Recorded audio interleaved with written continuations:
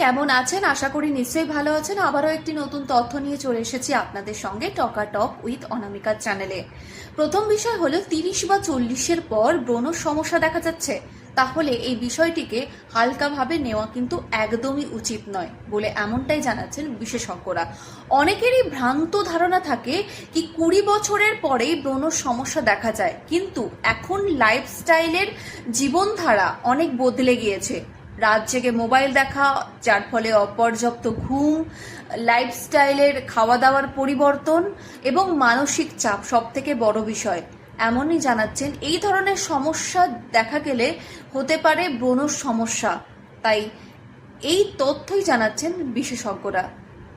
আর এই ধরনের তথ্য পেতে অবশ্যই চ্যানেলটি সাবস্ক্রাইব করুন, কমেন্ট করুন ও লাইক করুন।